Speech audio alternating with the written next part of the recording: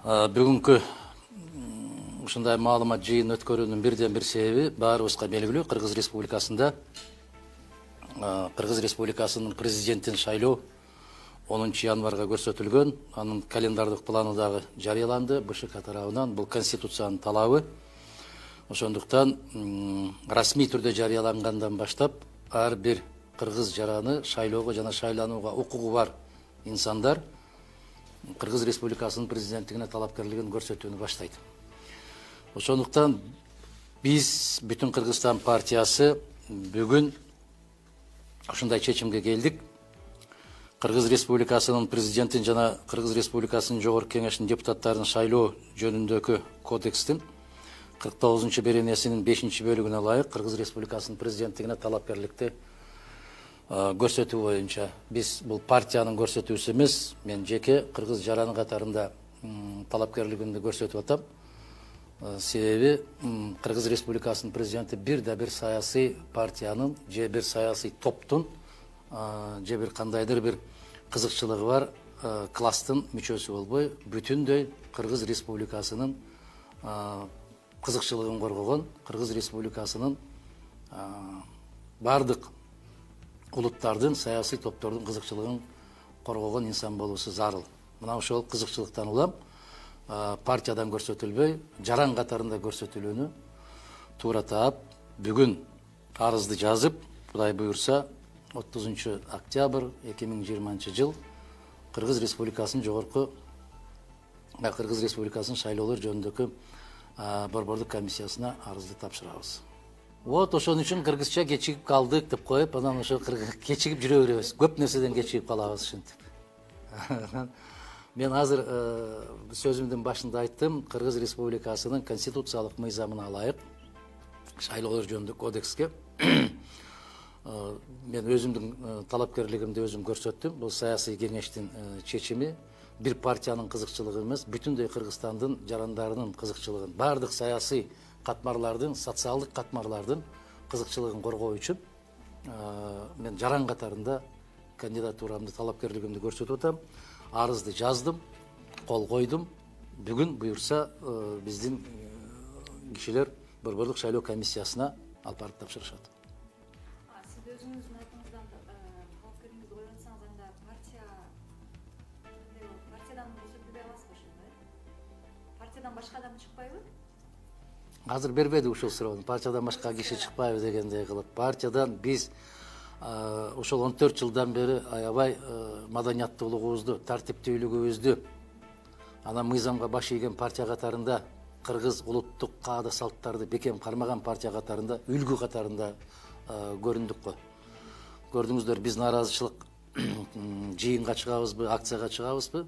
Ар дайым артыңардан бир ширеңкенин чийи да калбайт деп тан беришип атпайбы баары. Абдан таң калышат, ушуну абдан туура кыласыңар, башкаларга үлгү болуп атасыңар дегенде. Ошондуктан биздин партиянын 100 миңден ашык мүчөлөрү бир кишидей.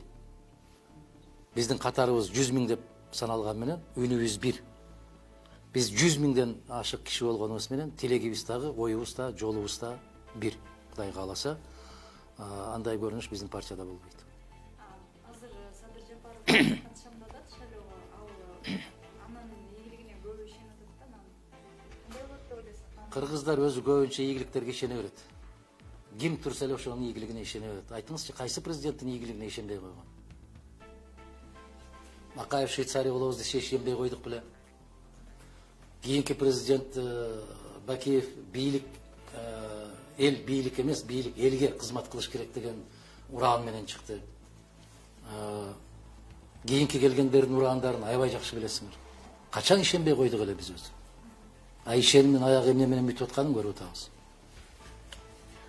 Бирок деген анын колунда азыр чоң бийлик бар да, админ ресурс колдонот, дагы башка ресурстарды колдонот. Анда унчукпай жата бергиле. Үмүтсүз болуп жата бергиле. Сиз кандай? Сиз кайсы жакта? Кайсы агентство? Үмүтүңүз барбы сиздин? Таза түрдө үмүтүм бар. Үмүт реалдуу болуш керек.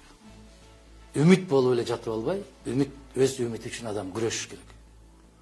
Таза өткөрүүгө, таза коомду, таза бийликти курашка ар бир жаран өзүнүн күчүн салыш керек.